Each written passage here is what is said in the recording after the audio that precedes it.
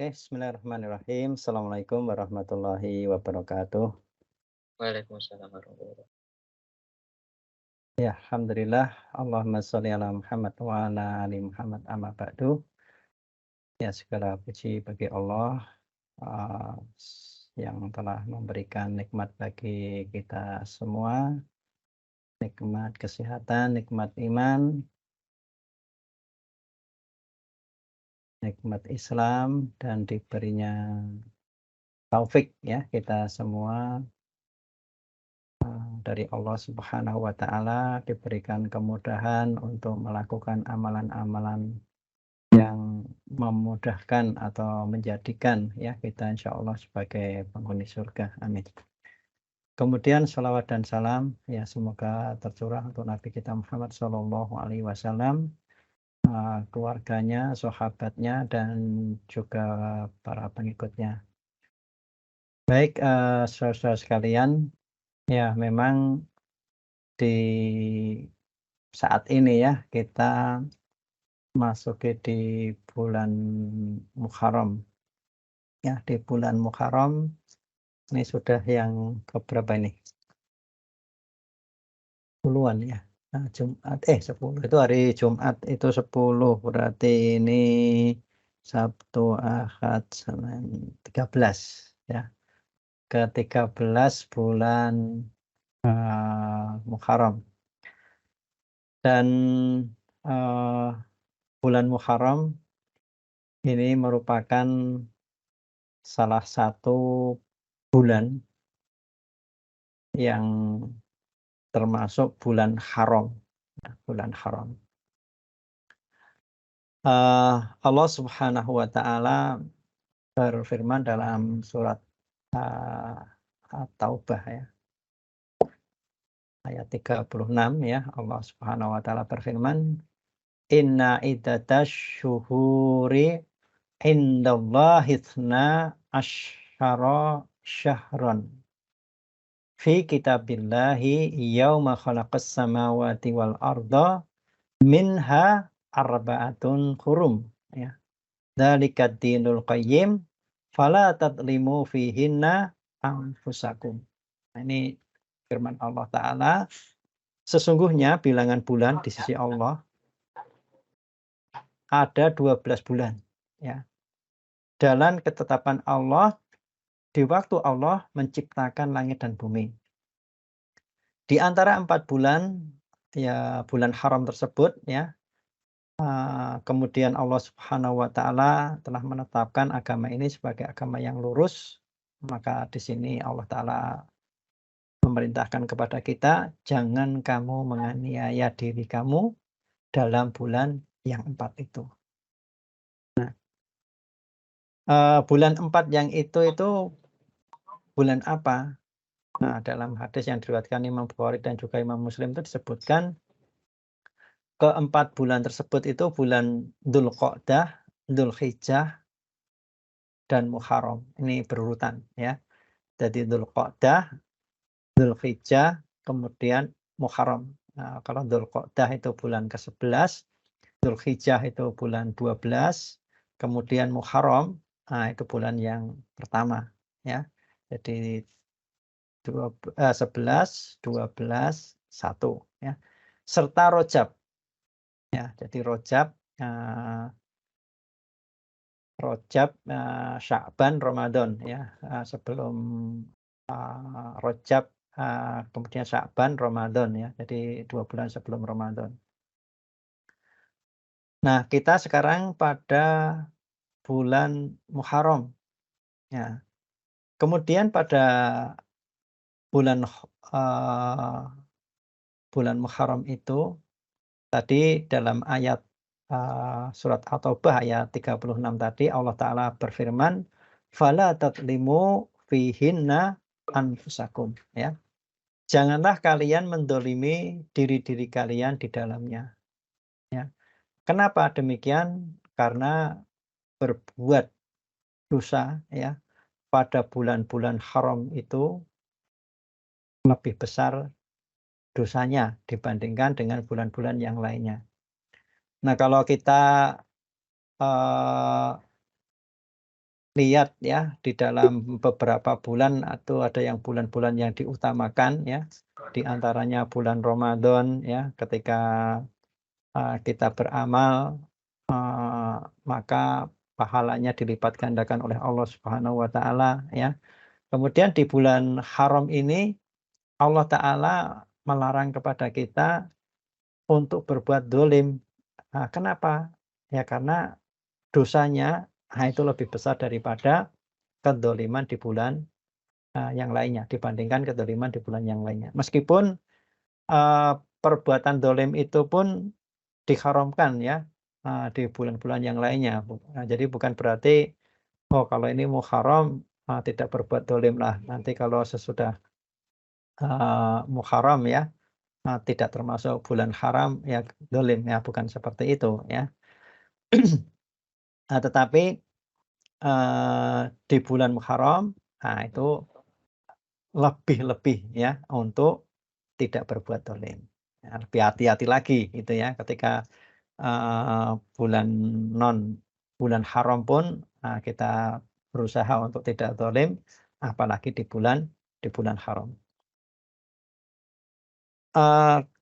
Ibnu Abbas radhiyallahu an ya menyatakan bahwasanya Allah Subhanahu wa taala itu menjadikan bulan haram ya.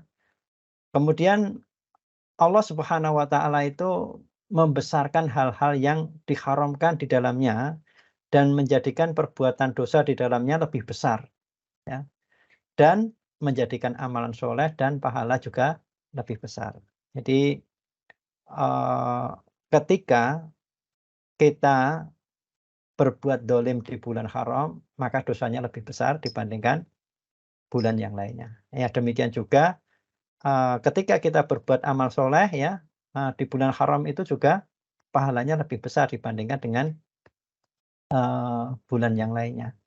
Nah tentunya kecuali bulan-bulan yang disebutkan khusus ya di dalam hadis ya, di antaranya adalah keutamaan bulan Ramadan ya. Jadi memang sebetulnya kalau kita lihat di dalam hadis dijelaskan bahwa tentang 10 hari pertama di bulan Dzulhijjah. Nah, itu ada keutamaannya 10 hari pertama di bulan Dzulhijjah. Di sana ada banyak sekali amalan-amalan yang kita disunahkan ya. Nah, kemudian ada Ramadan. Nah, ini Ramadan itu tidak termasuk bulan haram kan. Nah, tetapi di situ disebutkan tentang keutamaan-keutamaan bulan Ramadan. Ya, artinya ketika melakukan amalan kebaikan dilipat gandakan pahalanya oleh Allah Subhanahu wa taala. Nah, di bulan haram ini juga demikian. Jadi diperintahkan untuk beramal ya, beramal ya.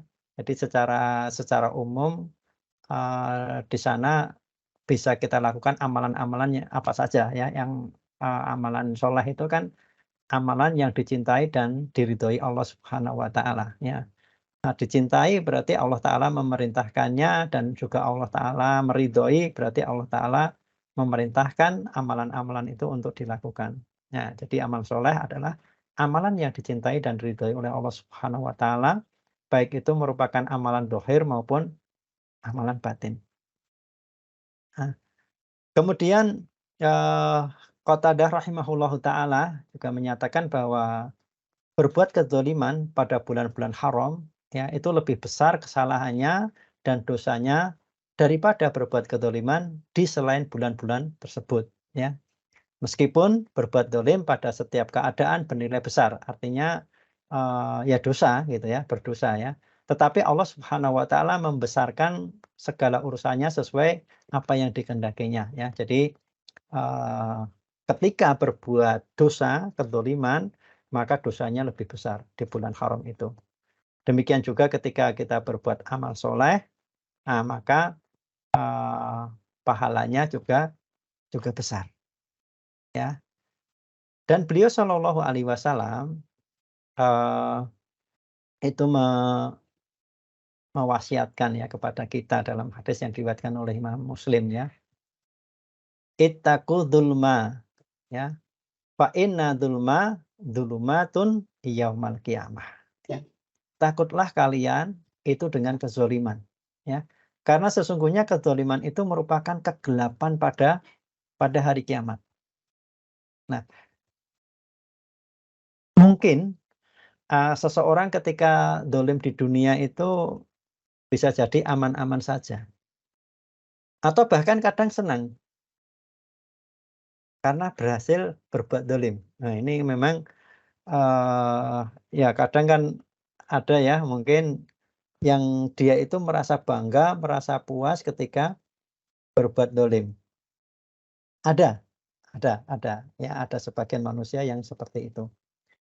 Nah, misalkan aja ya, eee, misalkan ketika, acara apa, penerimaan mahasiswa baru gitu ya, penerimaan mahasiswa baru, ada, istilahnya pengenalan kampus ya, ada istilahnya pengenalan kampus. Kemudian, seniornya merasa apa ya, merasa ya kayaknya bebas berbuat apa saja gitu ya terhadap, juniornya gitu ya.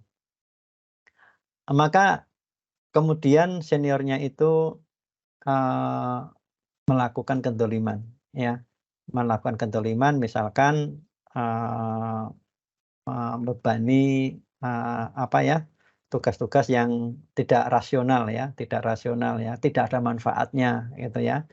Nah, ini adalah bentuk kedzoliman yang kadang-kadang senior itu merasa senang ya, karena telah berhasil, apa ya, ngerjain gitu loh ya, ngerjain adik-adik kelasnya, ngerjain, eee, junior-juniornya ya. Jadi kadang-kadang, ada yang berbuat dolim seperti itu malah bangga. Atau mungkin ada, seorang teman ya, yang kadang-kadang itu merasa bangga ketika berhasil membuli temennya, ya, atau mungkin mengejek, atau mungkin, apa ya, ngerjain temennya. Nah, ketika berhasil, eee, bangga, tertawa-tertawa gitu ya. Atau mungkin kadang ya memang ada yang sifat manusia itu kadang-kadang itu ketika dirinya itu didolimi terus pengen dolimi yang lainnya gitu ya, pengen mendolimi yang lainnya. Ya mungkin hal-hal yang sepele kadang-kadang seperti itu. Jadi, seperti misalkan ini, pernah kan, eee Anda mendapatkan WA ya, WA itu yang membohongi gitu ya, membohongi. Ya membohonginya nggak seperti membohongi atau menipu yang nanti menguras uang di tabungan gitu ya. Kadang-kadang Anda buka ini, WA, eee, detik-detik apa, eee, saya pernah itu ya, itu perbuatan dolim, artinya saya pernah dapat seperti itu. Detik-detik saya buka itu ya, apa, sapi atau apa ya, dimakan buaya gitu ya.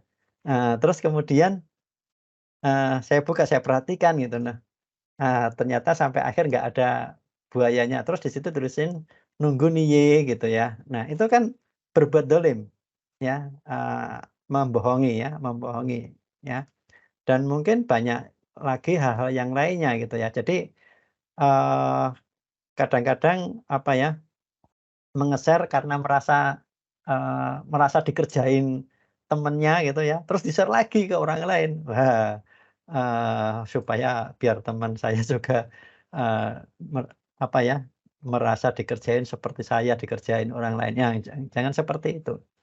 Nah, karena kalau misalkan seandainya ya, Anda terzolimi, ya yang tadi ya, kecil ya, dari teman-teman Anda seperti itu, ya udahlah jangan di-share ke yang lainnya, ya.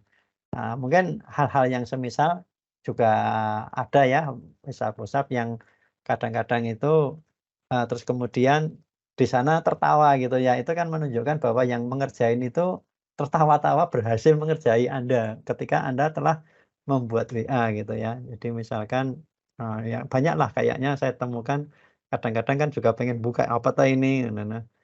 Terus akhirnya, ditipu ya, misalkan apa ya, kayak tadi ya, kemudian ada detik-detik mobil guling tetapi tidak menyebabkan apa, penumpangnya, eee, tidak ada yang luka, tidak apa-apa, ternyata mobil-mobilan gitu ya.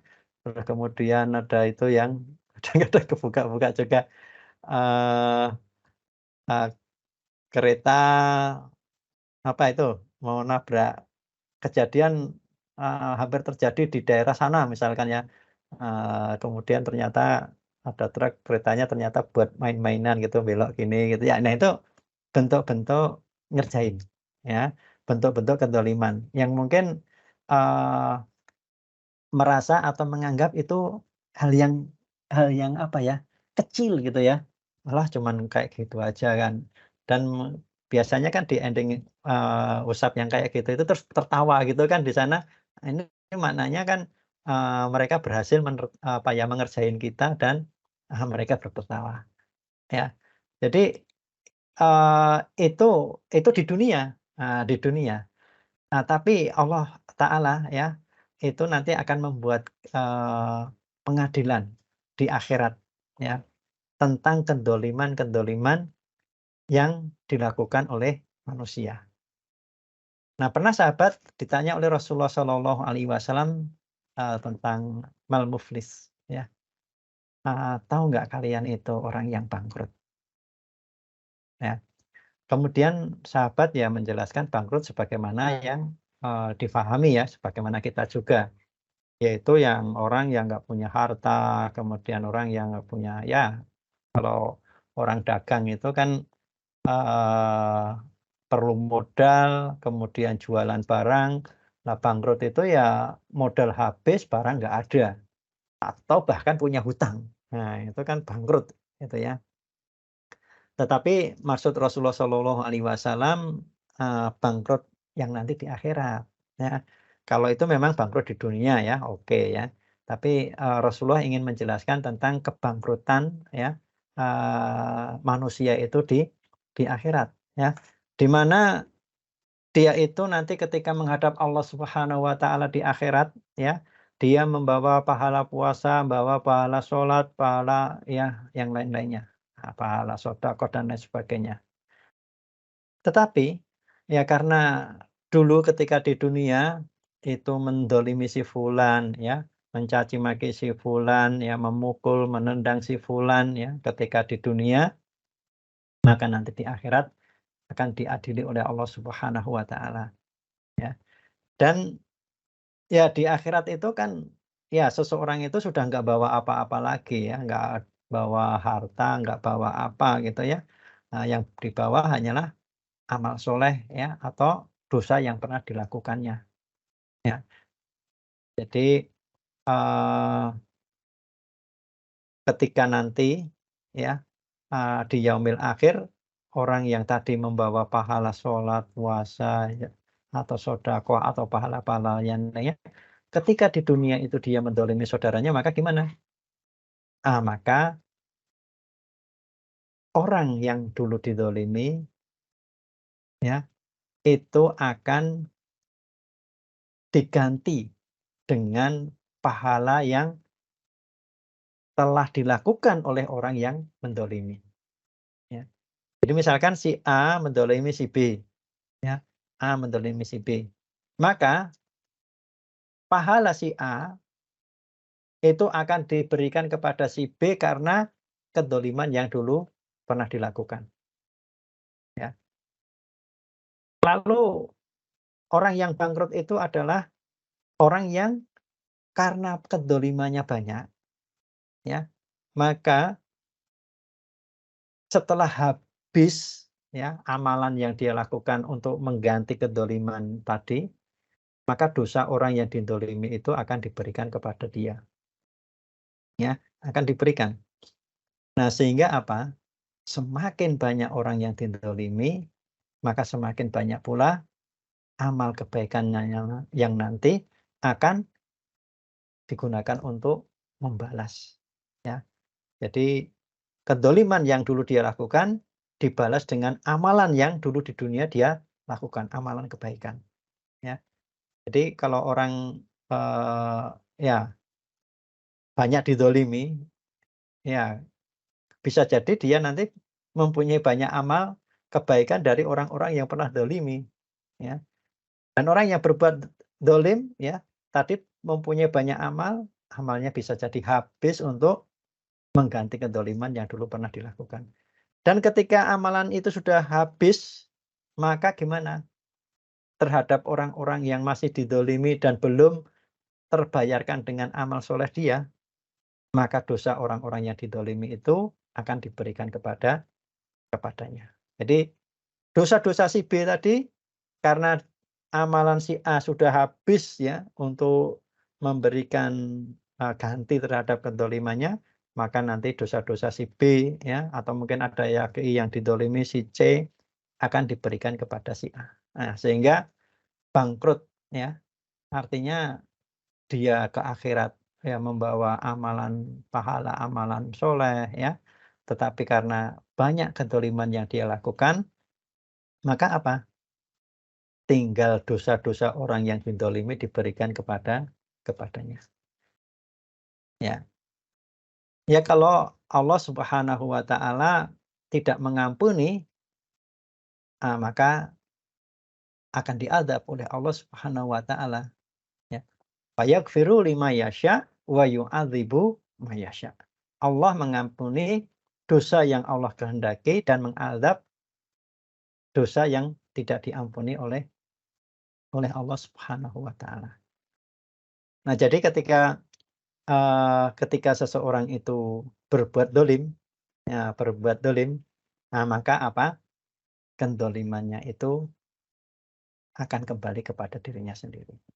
Dan ingat ya, pesan Rasulullah SAW itu, fa inna dzulma dzulumatun yaumal qiyamah. Ya, sesungguhnya kedoliman itu apa?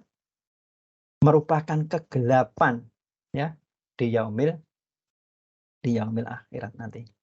Ya hadirin, saudara-saudaraku semuanya ya, bahwasanya ketika seseorang itu berbuat dolim, ya kedoliman, ya maka kedoliman itu untuk dirinya sendiri, ya akan kembali kepada dirinya. Nah terkadang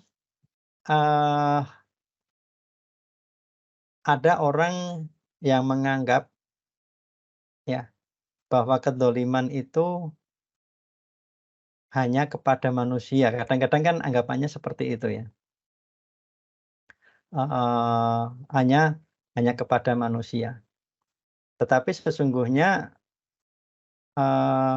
kedoliman itu tidak hanya kepada manusia saja, ya. Jadi kalau, kita lihat firman Allah Subhanahu wa taala yang, apa ya, menjelaskan ya kepada kita tentang, kedoliman ya. Allah Subhanahu wa taala, dalam surat Luqman ya, eee, itu berfirman, "Inna syirka la dzulmun adzim." Ya. Sesungguhnya mempersekutukan Allah adalah benar-benar kezaliman yang besar. Ya. Kemudian dalam ayat lain ya, dalam surat An-Nisa, Allah Subhanahu wa taala juga berfirman, "Wa may yusyrik billah faqad iftara itsman 'azima." Ya. Barang siapa mempersekutukan Allah, maka sesungguhnya ia telah berbuat dosa yang besar. Nah, jadi mempersekutukan Allah ini merupakan la dzulmun adzim, ya. Benar-benar kedzaliman yang sangat besar dan merupakan dosa yang besar, ya. Jadi kalau, dosa yang paling besar itu apa? Ya mensekutukan Allah. Dan mensekutukan Allah ini adalah kedzaliman yang paling besar.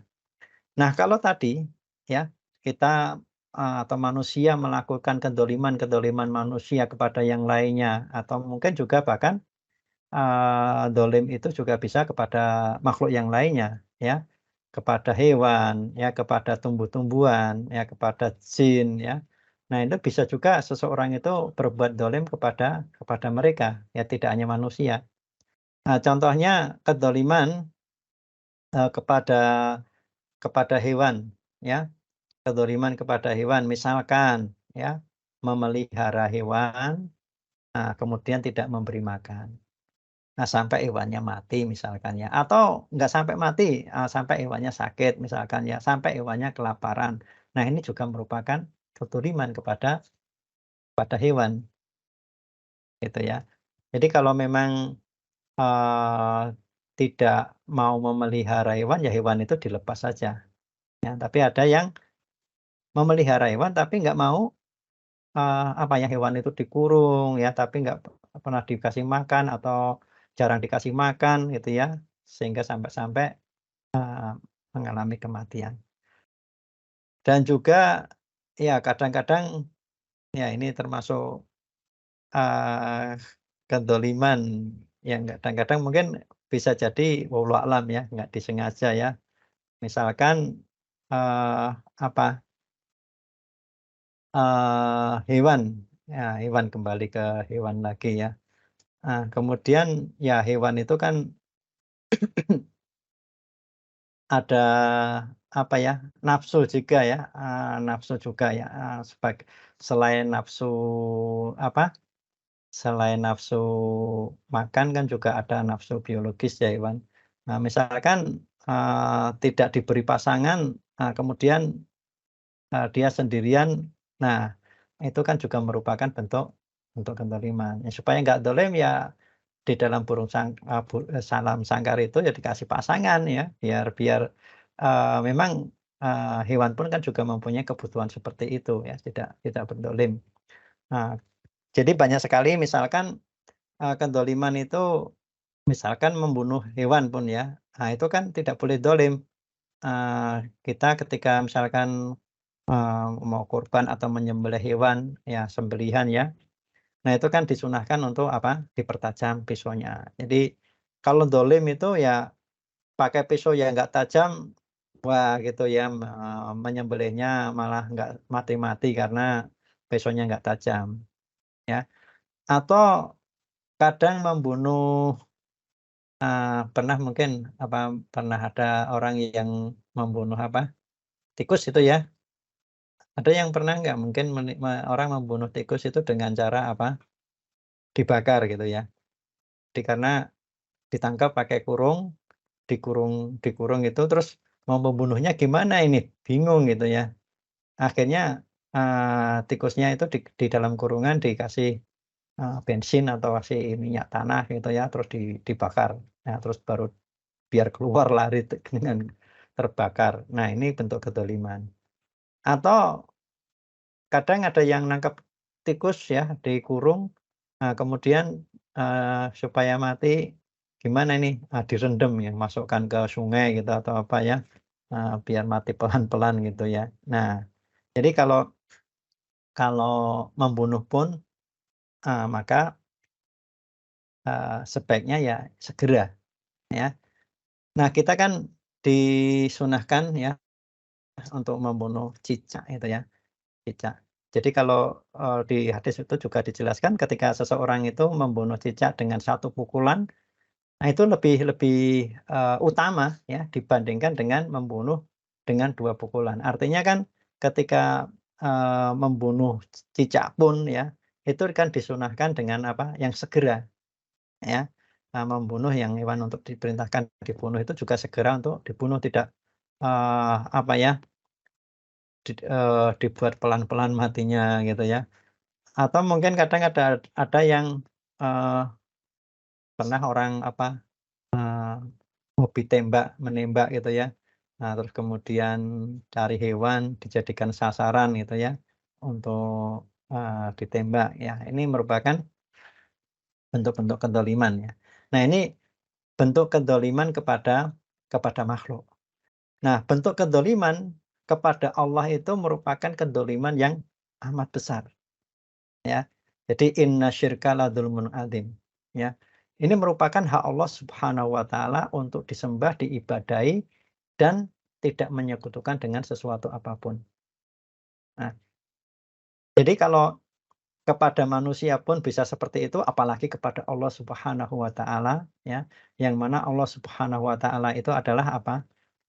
Yang menciptakan kita ya, yang memberi rezeki kepada kita ya, yang memberikan kemanfaatan kepada kita, memberikan kesehatan, memberikan kebutuhan semua ya, yang kita butuhkan hidup di dunia ini, yang memberi Allah Subhanahu wa taala. Nah, kemudian kok mempersekutukan Allah. Nah, ini suatu kedzaliman yang teramat besar. Ya, sementara Allah Ta'ala memerintahkan kita untuk apa? Beribadah hanya kepada Allah. Ya, sebagaimana yang disuruh para nabi, "Ani'budullah wajtanibut taghut." Sembahlah Allah dan jauhi taghut. Ya, jauhi sembahan-sembahan selain Allah. Ya, artinya ketika seseorang menyembah hanya kepada Allah saja. Ya, kepada Allah saja, tidak menyembah kepada Allah dan juga kepada selain Allah. Atau bahkan tidak menyembah sama sekali kepada Allah, dia menyembah selain Allah. Nah, ini merupakan kedzaliman yang besar. Nah, kalau tadi ya berbuat dolim kepada manusia ya, itu bisa ya dimintakan ampun ya ketika sudah meninggal dunia ya dimintakan ampun. Nah, misalkan si A tadi meninggal dunia. Nah, kemudian dia itu berbuat dosa kepada si B ya misalkan ya. Nah, kemudian kalau nggak dimintakan ampun, ya si A sudah nggak bisa minta ampun kan udah meninggal dunia. Nah, maka kadang-kadang kan ketika kita takziah itu ya, para, hadirin ya, apakah atau mungkin, saya mohon ya, hadirin mau memaafkan dosa-dosa si fulan, almarhum si fulan. Nggih, gitu ya, mau? Ya, iya, nah itu, sudah dimaafkan. Nah, meskipun ketika dulu, si A masih hidup belum sempat minta maaf, ya, bisa diminta maafkan, ya. Kemudian juga, ketika dia sudah meninggal dunia. Nah, ini kepada Allah sekarang, dosanya kepada Allah. Nah, kepada Allah itu kan banyak sekali dosa-dosa, kalau syirik itu merupakan dosa yang terbesar kan. Jadi ketika seseorang itu melakukan pelanggaran yang lainnya, misalkan ya, seseorang itu kan Allah Ta'ala melarang, "Wala taqrabuz zina." Jangan dekati zina. Zina itu kan nggak boleh, ya. Deket-deket aja sih nggak boleh. Tapi Allah melarang. Nah, kalau sekarang orang melakukan zina, berdosa nggak dia kepada Allah? Berdosa karena apa? Karena melanggar ketentuan Allah Subhanahu wa Ta'ala. Yang kadang-kadang itu, seseorang itu apa ya, membela diri dengan nalar gitu ya. Meskipun itu tidak benar, ya. Yang kadang-kadang, ini pernah dengar komen ya, eee, ada seseorang di melanggar lalu lintas tidak pakai helm. Nah, kemudian ditegur polisi atau apa gitu ya, apakah sampai ditilang saya kurang tahu persisnya. Nah, dia marah-marah gitu loh, "Saya kan nggak pakai helm Kak, nggak pakai helm diri saya sendiri.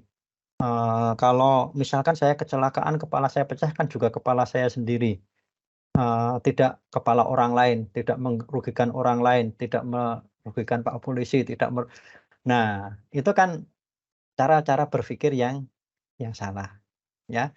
Bahwasanya adanya aturan-aturan seperti itu kan dibuat supaya untuk kebaikan bersama, ya. Kebaikan bersama itu ya memang dengan menggunakan helm, ya insya Allah kalau terjadi apa-apa Ya memang kalau Allah menghendaki pun juga meninggal juga meninggal gitu ya. Tetapi kan paling enggak itu ada usaha ya. Jadi dengan aturan, dengan menggunakan helm ya itu insyaallah, kalau misalkan terjadi benturan, kepalanya akan aman.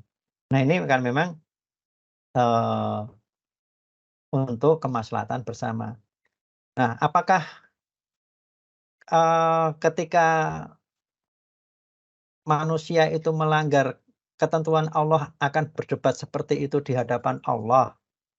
Ya silakan kalau misalkan mau berdebat seperti itu ya Allah tetap mengadab saja, tidak memberi ampun kan, ya. Jadi Allah itu tidak, eee, dimintai pertanggungjawaban kepada hamba, tetapi hambalah yang akan dimintai pertanggungjawaban di hadapan Allah. Nah sehingga kalau misalkan seseorang melakukan zina, perbuatan zina, loh apa dosaku? Apa salahku? Ya, misalkan dekat-dekat zina atau mungkin, ya misalkan lihat-lihat film porno gitu ya, yang dekat-dekat dengan masalah zina gitu ya. Loh apa salahku? Apa dosaku? Kan nggak ganggu orang lain, kan nggak merugikan orang lain. Nah, sebetulnya ini adalah pola pikir yang salah, ya, karena itu merupakan kedzaliman, pelanggaran terhadap apa yang Allah tetapkan. Ya, Allah Ta'ala itu membuat, ketentuan-ketentuan itu adalah untuk menguji di antara manusia, mana di antara mereka yang baik amalnya. Ya, Allah Ta'ala memberikan ketetapan-ketetapan itu sebagai ujian, bahan ujian kepada manusia. Dan ketika Allah melarang, ya sebetulnya pada hakikatnya adalah untuk kebaikan hambanya. Pasti di situ banyak madorotnya. Ketika Allah memerintahkan, pada hakikatnya di situ pasti ada kebaikan-kebaikan di dalamnya. Ya. Jadi ketika Allah Ta'ala memerintahkan puasa, memerintahkan saum, memerintahkan infak dan lain sebagainya, pasti semua ada kebaikan di dalamnya. Demikian juga ketika Allah Subhanahu wa taala melarang riba, Allah Subhanahu wa taala melarang zina, Allah Subhanahu wa taala melarang membunuh, mendolimi. Nah, pasti di situ banyak kemudorotannya, ya. Dan untuk apa, kebaikan ya, pasti di situ ada ya. Jadi ketika Allah Ta'ala melarang khomer ya, pasti kebaikan dengan larangan itu ada ya. Atau kalau dikatakan lain pasti khomer itu keburukannya ya jauh lebih banyak daripada manfaatnya. Demikian juga hal-hal kemaksiatan yang lain. Maka ketika seseorang itu bermaksiat kepada manusia itu sudah merupakan kedoliman yang nanti bisa menyebabkan dia itu apa, penyesalan, kegelapan di hari kiamat, apalagi kedolimannya itu kepada Allah Subhanahu wa taala, ya. Jadi, apa dosaku? Ya dosa Anda itu kan melanggar ketetapan Allah Subhanahu wa taala itu adalah suatu dosa. Memang ya, ketika seseorang itu berbuat kedzaliman kepada Allah Subhanahu wa taala, melanggar larangan Allah Subhanahu wa taala, tidak menjalankan perintah Allah Subhanahu wa taala, maka, itu merupakan kedzaliman yang dia lakukan, ya. Jadi kedzaliman kepada Allah Subhanahu wa taala itu, ya dari 2 sisi tadi ya, menjalankan kemaksiatan yang dilarang, ya, atau meninggalkan yang diperintahkan. Nah ini merupakan kedzaliman, ya. Yang sebetulnya kedzalimannya itu adalah kembali kepada dirinya sendiri. Ya. In ahsantum li anfusikum wa in asatum falaha. Jika kalian berbuat baik, maka kebaikan itu untuk dari kalian sendiri. Jika kalian berbuat jahat, berbuat kemaksiatan, berbuat keburukan, berbuat kedzaliman, maka sesungguhnya hal itu juga untuk diri kalian sendiri. Ya. Jadi kalau, seseorang itu berbuat zalim, berbuat maksiat, ya sebetulnya dia itu telah menzalimi dirinya sendiri. Nah, kenapa kedzaliman kepada Allah ini merupakan kedzaliman yang paling besar? Innasyirka ladzulmun adzim.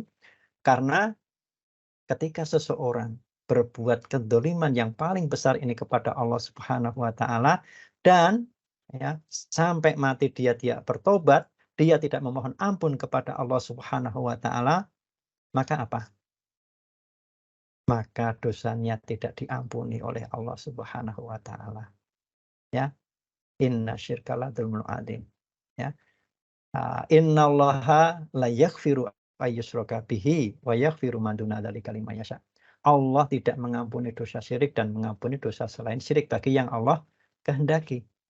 Nah, kalau dosa kok sampai tidak diampuni oleh Allah, fayaghfiru liman yasha wa yu'adzibu man yasha. Kalau Allah tidak mengampuni, maka akan diadab. Kalau Allah mengampuni, ya Allah tidak akan mengadabnya. Ya. Jadi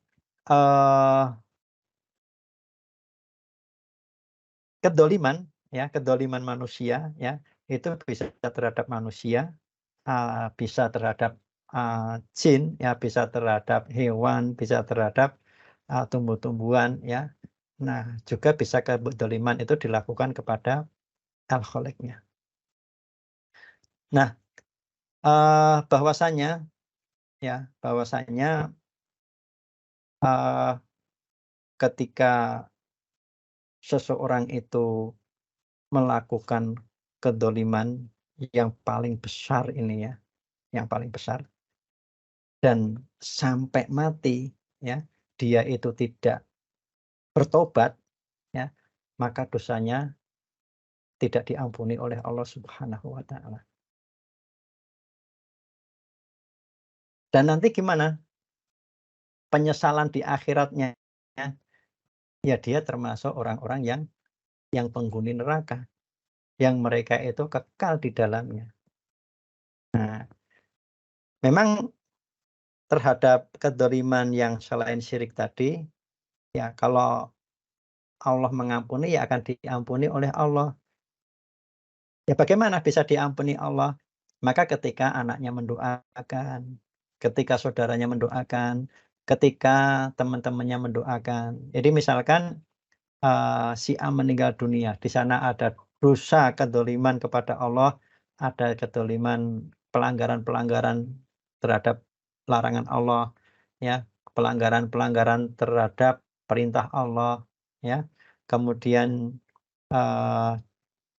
tapi tidak melakukan syirik, ya, tapi tidak melakukan syirik, maka bisa jadi dosa-dosa itu diampuni Allah. Ketika apa? Ketika saudaranya mendoakan, memintakan ampun, ya. Eee, ketika misalkan kita, ya, ketika di khutbah Jumat itu kan, Allahumma fir lil mu'minina wal mu'minat wal muslimina wal muslimat al ahya'i minhum wal amwat. Ini kan umum, ya, umum. Ya, agar Allah mengampuni, eee, dosa-dosa orang yang beriman, ya, orang Islam yang sudah meninggal dan yang masih hidup. Ini kan umum. Nah, bisa juga doa yang khusus misalkan, eee, seorang anak kepada orang tuanya, "Robbighfirli wa liwalidayya." Ya, "Ya Allah, ampunilah aku dan kedua orang tuaku." Ya, atau mungkin dengan menyebutkan namanya, ya, "Ya Allah, ampunilah si fulan." Ya, dengan di mana si fulan itu sudah meninggal dunia. Nah, kalau Allah mengabulkan doa itu dan Allah mengampuni, berarti tidak akan diazab oleh Allah Subhanahu wa taala. Nah, tetapi kalau dosa-dosa kedzaliman itu tadi tidak diampuni Allah, maka bisa jadi dihadap oleh Allah Subhanahu wa taala. Nah, karena selain syirik itu bisa diampuni, bisa tidak diampuni oleh Allah Subhanahu wa taala. Tetapi kalau kesyirikan tidak diampuni oleh Allah Subhanahu wa taala. Allah Subhanahu wa taala juga berfirman, "Innalladzina kafaru min ahlil kitabi wal musyrikina fi nari jahannama khalidina fiha. Ulaika hum syarrul bariyah." Ya. Jadi sesungguhnya innalladzina kafaru min ahlil kitab, dari orang-orang ahli kitab dan orang-orang musyrik dan wal musyrik, ya. Jadi orang kafir, kafirnya dari apa? Kafir dari ahli kitab, dan juga orang musyrik. Nah ini kan. Fi nari jahannam, mereka itu di neraka jahanam khalidina fiha, mereka kekal di dalamnya. Ya.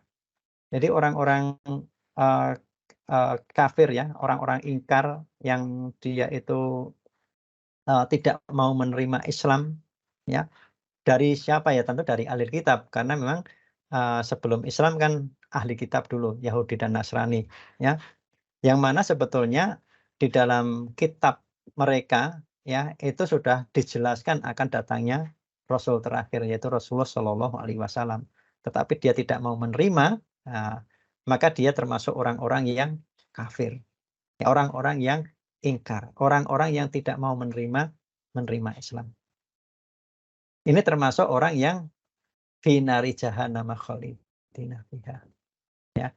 Kemudian siapa lagi? Orang musyrik. Ya, orang musyrik ini juga termasuk orang yang mereka kekal di dalam neraka. Jadi penghuni neraka itu ada dua kategori. Penghuni tetap dan penghuni sementara. Ya, penghuni tetap dan penghuni sementara.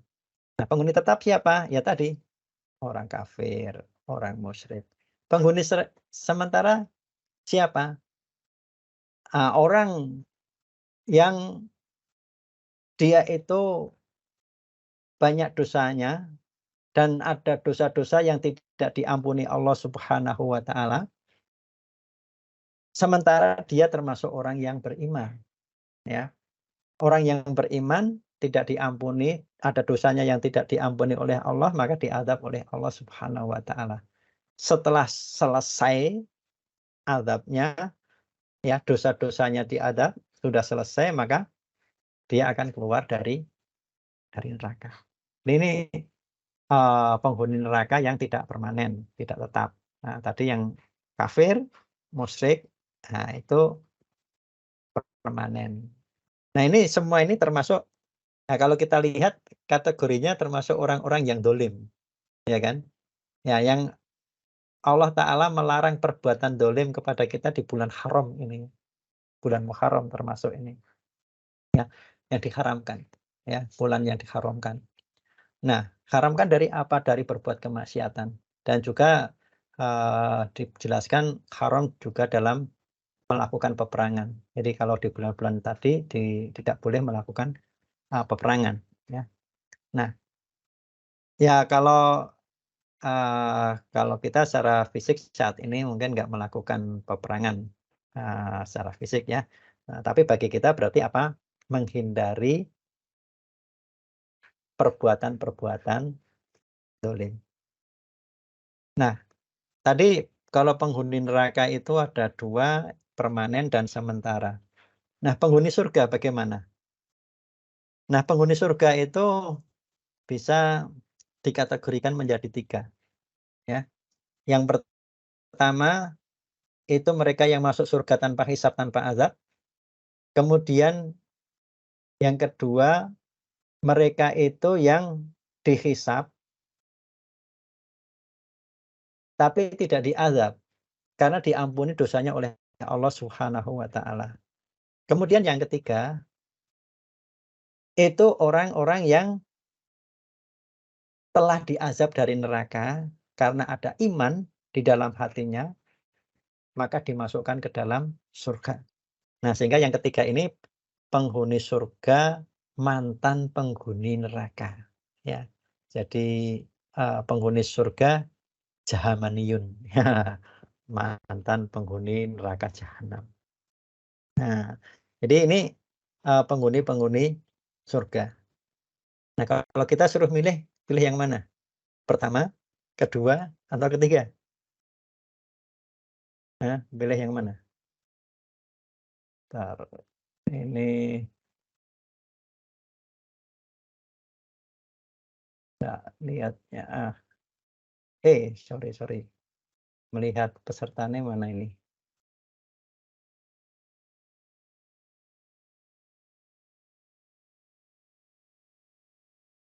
Tuh, saya kok raise hand ini gimana? Ah, Mas Ariel, halo Mas Ariel, mana? Nah, Mas, pilih yang mana ini dari 3 penghuni surga ini? Pertama, Langsung masuk kedua, surga, Pak. Langsung masuk surga, Pak. yang pertama? Iya, langsung. Masuk surga. Mas Dimas. Iya, Pak. Pilih yang mana? Pilih yang mana? Kalau bisa Pertama, milih kalau disuruh kalau milih kok. kalau bisa milih, Kalau suruh milih mana? pilih yang pertama lah, Pak. Oh, pertama lah. Mas Dava juga gitu ya. Oke,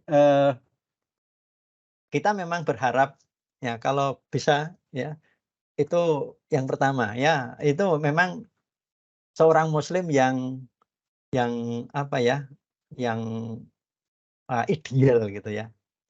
Eee, jadi pernah Rasulullah Shallallahu Alaihi Wasallam itu, eee, diperlihatkan ya tentang, eee, umat dari suatu kaum, ya dari para nabi.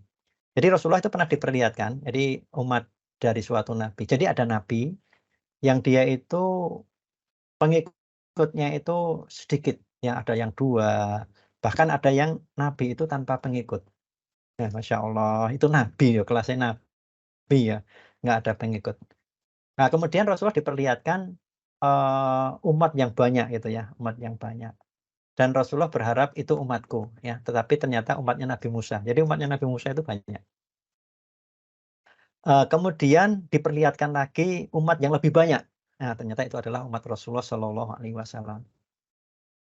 Maka kemudian Rasulullah itu ketika cerita sama sahabat, eee, menyatakan bahwa, di antaranya ya, ada 70.000 orang yang masuk surga tanpa hisab, tanpa azab. Wah, ini yang golongan pertama tadi ya, kita semua pengen itu ya. Kemudian setelah itu Rasulullah masuk rumah. Nah, para sahabat juga pada penasaran ini, siapa ini ya? Dari mereka itu saling berbisik, mungkin dari para sahabat ya, atau mungkin dari orang yang dari kecil sudah masuk Islam gitu ya, sehingga nggak punya dosa gitu ya. Pokoknya berbisik-bisik gitu, pada, eee, ingin tahu gitu ya. Nah, kemudian setelah itu Rasulullah Shallallahu Alaihi Wasallam keluar lagi menemui sahabat. Kemudian menjelaskan bahwa mereka yang masuk surga tanpa hisab, tanpa azab, itu adalah mereka yang pertama, tidak pernah minta diruqyah. Tahu nggak ruyah? Ruqyah apa? Ruqyah, bukan ruqyah ya, ruqyah. Pakai ruqyah apa? Itu ada pengobatan dengan diruqyah itu ya, dengan dibacakan ayat-ayat, ya. Jadi mereka itu yang 70.000 itu yang tidak pernah minta diruqyah. Jadi, eee, Mas Ariel, pernah minta diruqyah belum? Dulu ikut pas masal Pak di sekolah. Sebelum ujian. Minta diruqyah gitu? Program sekolah sih Pak. Ikut semua. Nah, kalau, jadi bukan berarti tidak pernah diruqyah, tapi tidak pernah minta. Ya, jadi kalau diruqyah itu kan, minta itu kan berarti atas keinginan untuk diruqyah gitu ya. Jadi kalau pernah diruqyah dan Rasulullah pun menganjurkan kita itu meruqyah diri kita sendiri. Jadi membaca bacaan ayat-ayat ruqyah itu ya, misalkan Al-Fatihah, kemudian apa, ayat kursi, kemudian, ayat, Al-Ikhlas, kemudian ayat-ayat yang, mohon perlindungan kepada Allah itu ya, Al-Falaq sama An-Nas itu ya. Nah kita diperintahkan untuk meruqyah diri sendiri. Jadi kalau yang kategori 70.000 itu, dia tidak pernah minta diruqyah. Ya, kalau ngeruqyah dirinya sendiri ya wallahu alam, ya bisa jadi, eee, pernah ya, meruqyah dirinya sendiri. Nah, jadi kalau, eee, saya pernah minta diruqyah, berarti bukan nggak masuk kategori ini. Sudah pernah minta diruqyah. Karena memang cirinya itu, ada 4 ya. Kemudian yang kedua, tidak pernah melakukan tatayur. Nah, tatayur. Tatayur itu kalau zaman dahulu ya, zaman dahulu itu seorang itu mau pergi, itu melepas burung, ya. Kalau burungnya lari ke kanan, terbangnya gitu ya. Bakal untung gitu ya. Nah, kemudian kalau ke kiri, wah bakal sial, sehingga nggak jadi bekerja, ya nggak jadi keluar. Nah, kalau sekarang mungkin yang mirip-mirip gitu gimana ya? Ada nggak ya? Misalkan apa ya, mau melakukan sesuatu terus, waduh nggak jadi nih. Kenapa? Karena ketemu si itu tadi bakal sial gitu ya misalkan ya. Terus kalau misalkan, ada sesuatu ngalamat yang dia yakini, wah terus terus jalan bakal untung ini. Nah ini bentuk-bentuk tatayur. Kira-kira pernah ada nggak ya yang itu yang, di antara kita itu yang kayak gitu gitu ya? Dengan firasat-firasat, bahwa keberuntungan itu bukan berarti kan keberuntungan bukan dari Allah Subhanahu wa taala, tetapi apa, dari apa tadi ya, kayak kalau tadi itu burung gitu ya. Nah, kalau di zaman sekarang ya mungkin dicari-cari aja lah yang semisal-misal, eee, pernah melakukan, keberuntungan itu, bukannya dari Allah ya, tetapi dari, kayak tadi itu, alamat burung kayak tadi. Atau mungkin kalau orang ya, apa ya, mungkin ini masih keyakinan-keyakinan yang nggak bener itu, misalkan, oh kalau rumahnya nomor 13 sial, ya, atau mungkin kamarnya nomor 13 sial, atau mungkin yang semisal-semisal ya, wallahu alam ya. Nah, kemudian yang ketiga, itu tidak pernah minta dikai. Kai itu kalau zaman dulu itu, pengobatan yang, eee lukanya itu dikasih benda besi yang dipanaskan gitu ya. Jadi ya bukan panas membara terus tempel itu enggak, malah tambah melepuh gitu ya. Tapi besi itu dipanaskan kemudian ditempelkan, nah itu kayak. Nah kalau tiga-tiganya ini, ah, nggak, nggak pernah semua Pak, lolos kayaknya ini ya. Nah yang keempat ini, yang keempat itu dia selalu bertawakal kepada Allah. Nah, ini bertawakal kepada Allah itu menyerahkan segala permasalahan itu kepada Allah Subhanahu wa taala, yakin kepada Allah Subhanahu wa taala. Nah, sering, saya gambarkan ini tawakal tawakal itu bukan bukan hanya sekedar pasrah gitu, enggak. Jadi masih ingat kisah Hajar. Kisah Hajar ketika ditaruh di Mekah oleh Ibrahim alaihissalam bersama anaknya, ya. Kemudian Hajar itu kan bertanya kepada Ibrahim, "Wahai Ibrahim, apakah kamu tega meninggalkan kami di sini ya, di tempat yang tandus, di tempat yang tidak ada seorang pun?" Ya. Coba, kira-kira di mana ini kalau tidak di Arab pada waktu itu ya. Jadi di dekat Ka'bah dan di situ nggak ada orang, nggak ada penduduk ya, kemudian kondisinya juga gelap. Nah, juga Anda bisa membayangkan seandainya Anda punya istri tok taruh di situ gitu, tok tinggal lungo gitu yang kapan Anda kembali juga nggak jelas itu kira-kira gimana ya perasaannya. Nah, kemudian Ibrahim itu karena wallahu alam hatinya itu nggak kuat, nggak ya, wallahu alam ya, itu nggak menjawab ya. Terus kemudian Hajar itu tanya, "Apakah ini perintah Allah wahai Ibrahim?" Baru dijawab, "Iya." Ya, maka kalau ini perintah Allah, maka Allah tidak pernah menterlantarkan. Ya, jalankan. Ini apa?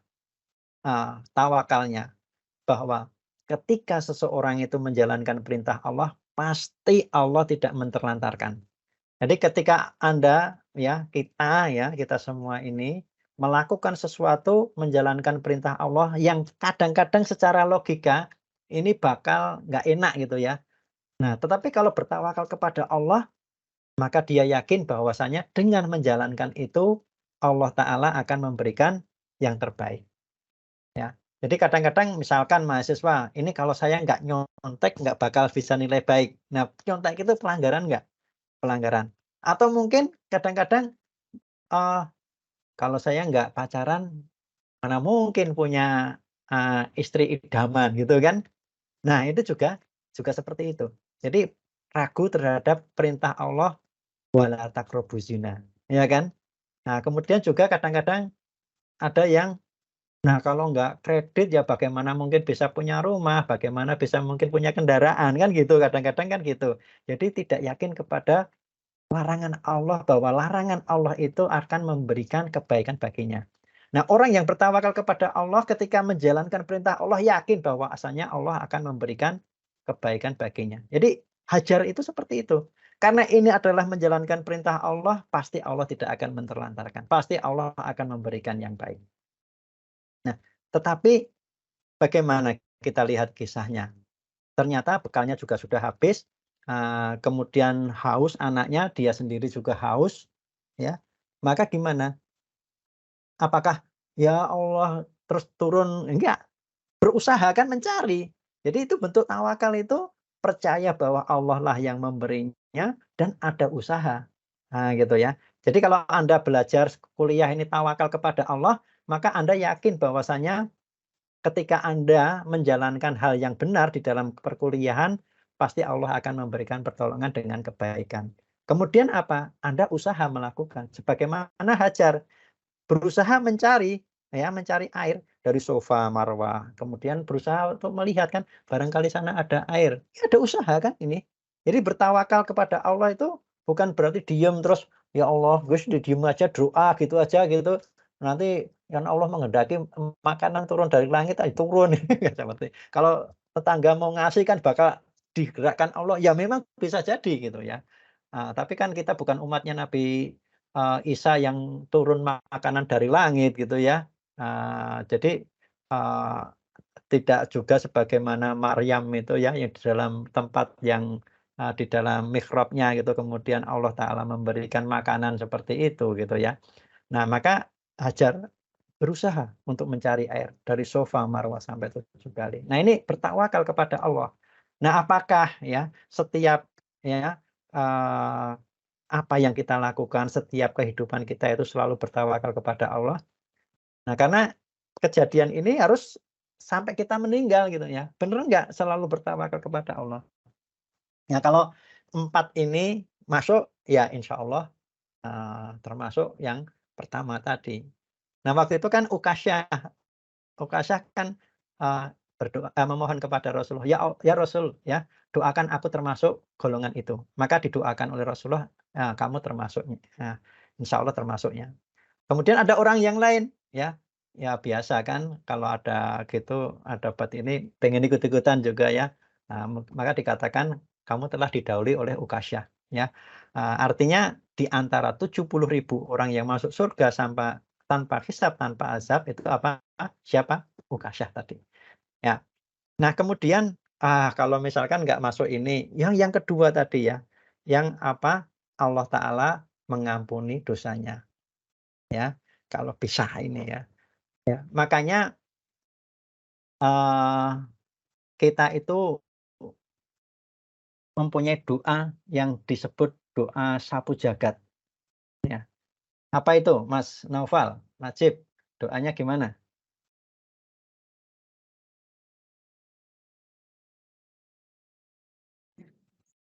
Atina fid dunya hasanah wa fil akhirati hasanah. Bagus ya, barakallahu fikum. Nah, doanya itu, Robbana atina fid dunya hasanah wa fil akhirati hasanah wa qina adzabannar. Coba Anda perhatikan doa itu.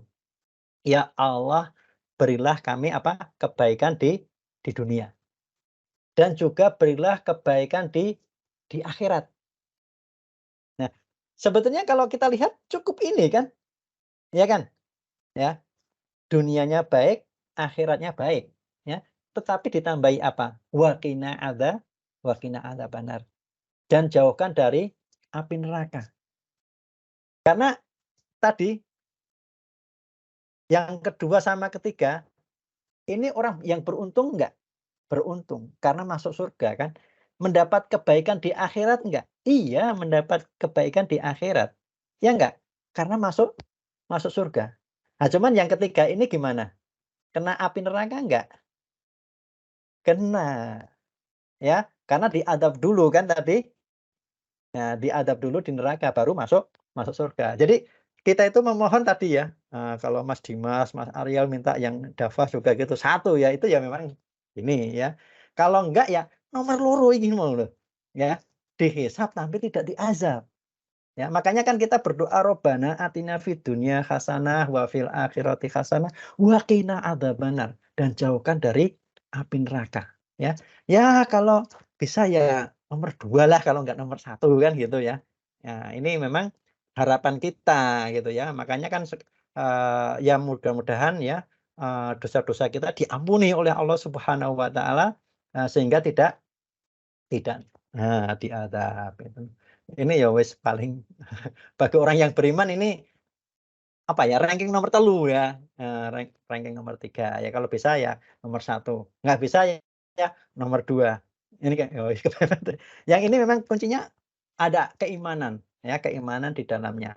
Ya insya Allah akan masuk surga ya orang yang di dalamnya keimanan. Asal dia tidak apa, mensekutukan Allah. Karena innasyirka la dzulmun adzim. Jadi kalau namanya paling besar itu kan ya wis akibatnya paling nggak enak gitu ya. Karena apa, kalau melakukan syirik nggak diampuni Allah kan mesti diazab, ya. Dan tadi orang kafir, orang musyrik di nerakanya gimana tadi? Fi nari jahannam khalidina fiha, mereka kekal di dalamnya. Ya jadi ini, apa, bagi kita semua ya, terutama di bulan Muharram ya, ini termasuk bulan yang diharamkan ya untuk, melakukan perbuatan aniaya.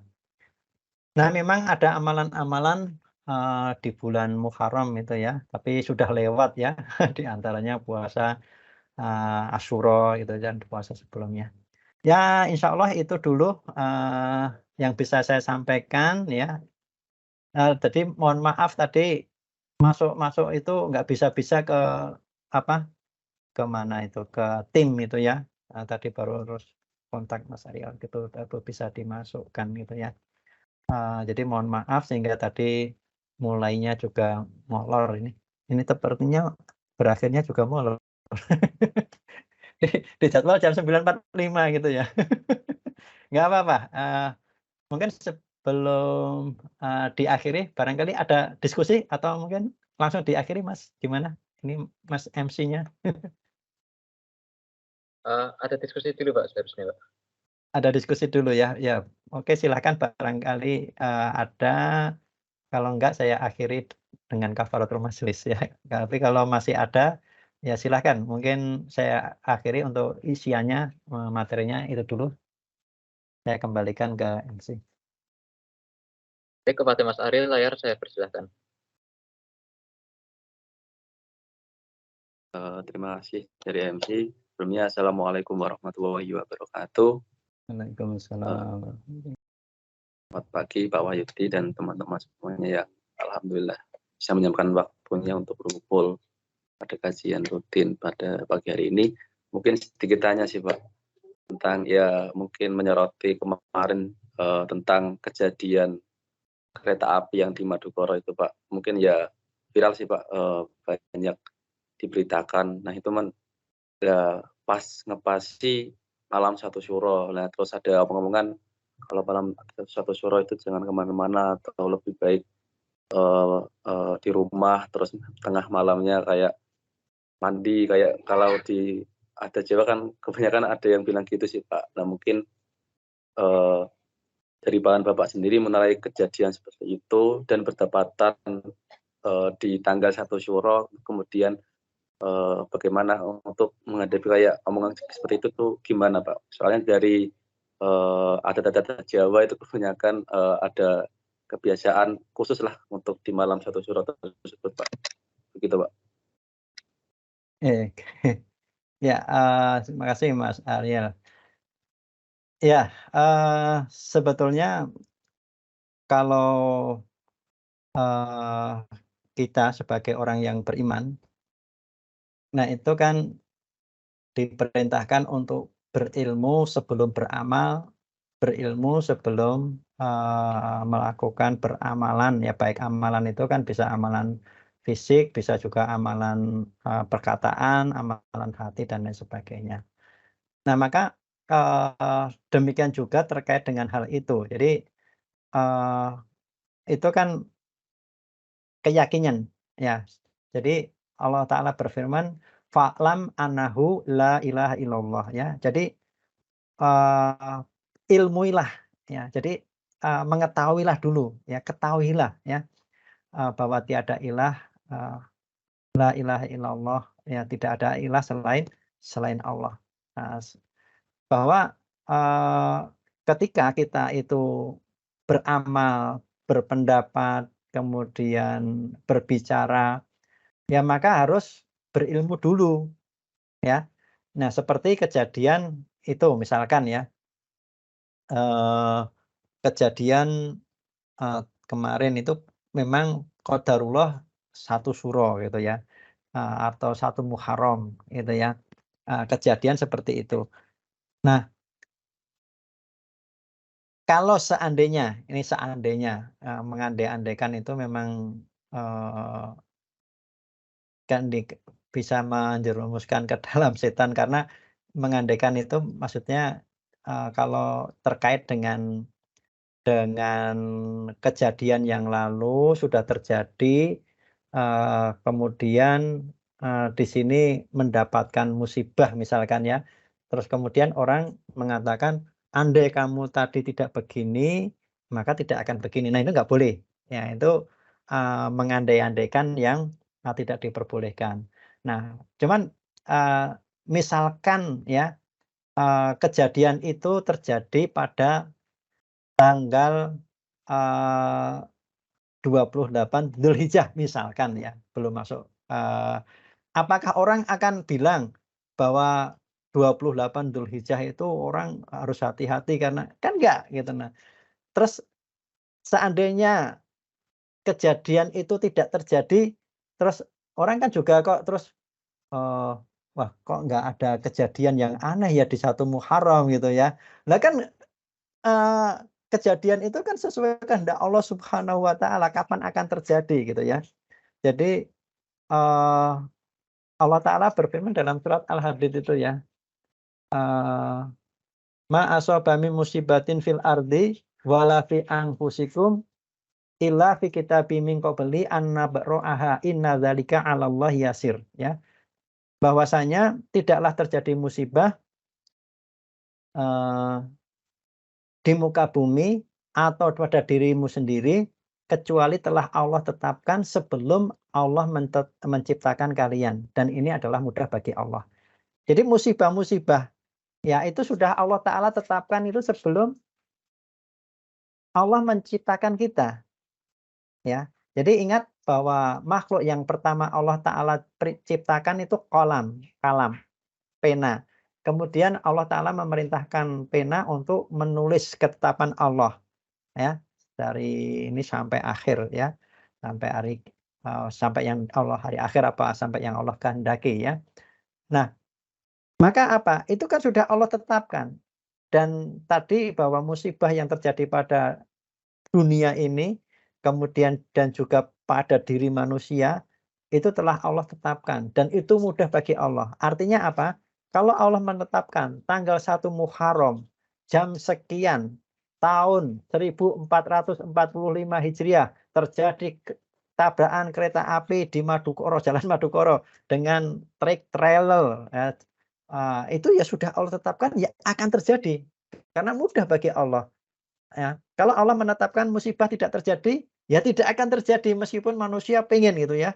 Oh ini didorong-dorong triknya supaya masuk sini supaya nanti ditabrak kereta. Ya kalau Allah nggak menghendaki ya nggak bisa dorong gitu loh. Atau mungkin keretanya nggak jadi lewat gitu. Ya, jadi bahwa seseorang itu menyatakan sesuatu harus ada ilmunya. Nah, kemudian terkait tadi apakah ada di dalam hadis atau di dalam Al-Qur'an yang menyatakan bahwa, eee, apa tadi Mas, 1 suro gitu ya, itu keramat ya, eee, jangan ke mana-mana gitu kan. Nah, itu apa ada?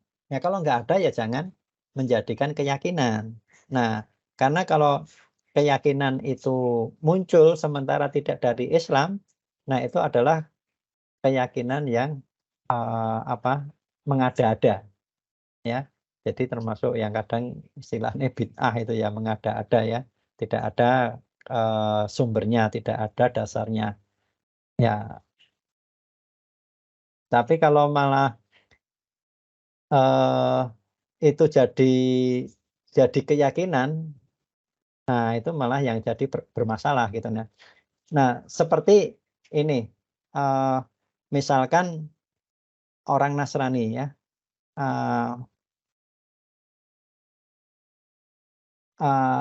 Allah Ta'ala berfirman, laqad kafara alladziina qalu innallaha huwal masihu ibnu Maryam ya. Laqad kafara alladziina qalu wallahu salisu salasah. Jadi telah kafirlah yang mengatakan bahwa Allah itu Isa ibnu Maryam ya. Telah kafirlah mereka yang mengatakan bahwa Allah itu tiga dari yang tiga ya, bagian dari yang tiga ya. Itu kalau itu kan perkataan-perkataan orang Nasrani ya kan.